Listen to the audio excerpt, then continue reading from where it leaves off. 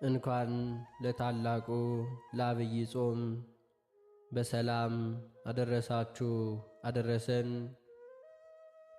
የዐቢይ ጾም የመጀመሪያው ሳምንት ዘወረደ። በስመ አብ ወወልድ ወመንፈስ ቅዱስ አሐዱ አምላክ አሜን።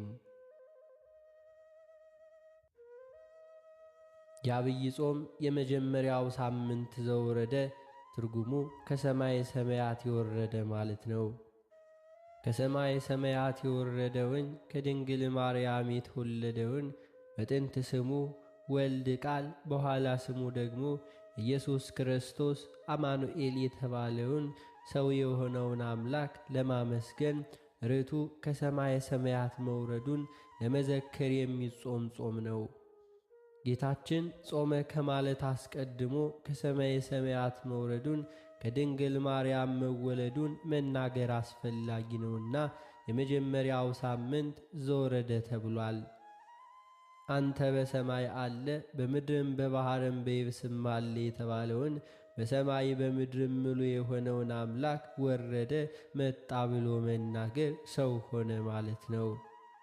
ሰው ሆኖ መገለጡን ለማስረዳት ነው እንጂ መውረድ መውጣት የሚባል ቃል በሁሉም ምሉ ለሆነው መለኮት አይስማማውም።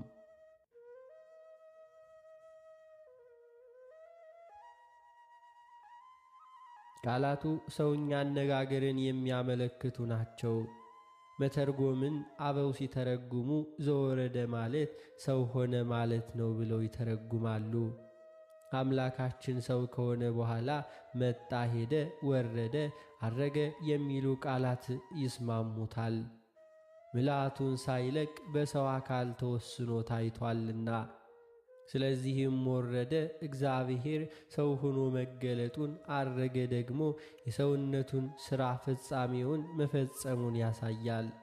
አረገ ስንል ቀድሞ በሰማይ የለም ማለታችን አይደለም። አምላካችን ኢየሱስ ክርስቶስ በመለኮቱ በዓለሙ ሁሉ ምሉ ነውና።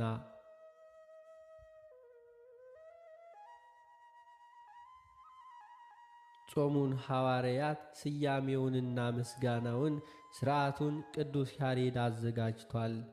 ቅዱስ ያሬድ ትንቢትን በንባብ ሐዋርያት ደግሞ በስብከት ሊቃውንት በትርጓሚ መላእክትን በዜማ ይመስላቸዋል።